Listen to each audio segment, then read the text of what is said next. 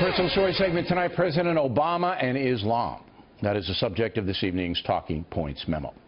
Many Americans, including this one, believe Barack Obama's emotional attachment to the Muslim world has hurt the USA. There's no question the Obama administration's greatest failure is allowing the Islamic terror group ISIS to run wild, murdering thousands of innocent people all over the world, including many Muslims.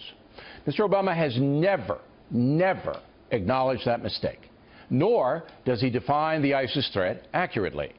That group is killing innocent people in order to impose a radical version of Islam on the world. The jihad is solely based on theology, perverted as it may be. President Obama, as we all know, will not even use the words Islamic terrorism. Again today, when telling the nation that America will maintain 8,000 troops in Afghanistan, the president did not accurately describe the situation there, putting forth that it was more about politics than Islamic terror. That is why the United States will continue to strongly support an Afghan-led reconciliation process, and why we call on all countries in the region to end safe havens for militants and terrorists. But they are not just militants and terrorists. They are Islamic-driven killers who protected al-Qaeda before the 9/11 attack. Yet the President of the United States does not define the terror issue clearly. Here's why. Barack Obama's father, who abandoned his family, was a Muslim who eventually turned atheist. Then his mother married another Muslim, moving young Barry to Indonesia, where he was exposed to the Islamic world, even though he did attend a Catholic school in first grade.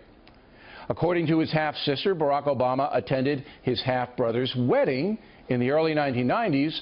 Malik Obama was a Muslim.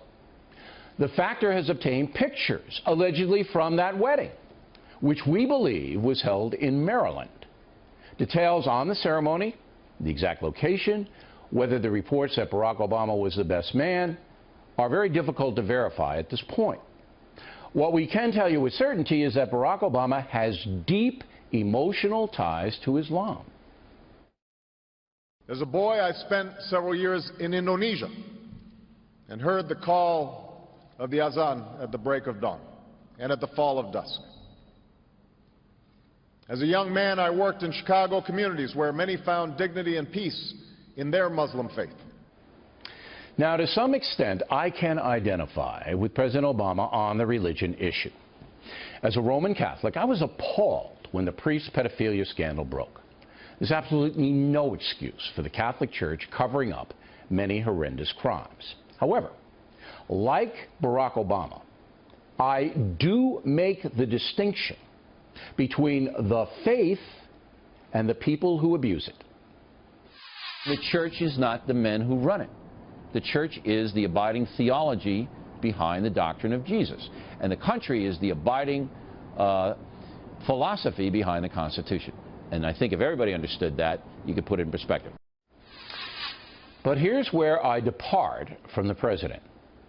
I went after the American leaders of the Catholic Church with a vengeance. As we now know, the leaders of the Catholic Church in America covered up the sexual abuse. At least some of them did. It's my opinion that Cardinal Law in Boston could be arrested and charged with criminal negligence in the matter. Remember, Law admits transferring pedophile priests to places where they had continuing contact with children. Americans have a right to demand, and I mean demand, that their authorities take care of Cardinal Law, not the Pope.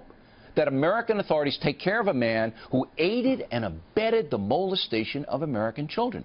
We have the right, every American citizen, to demand that this cardinal law is removed. It's way beyond just Catholics.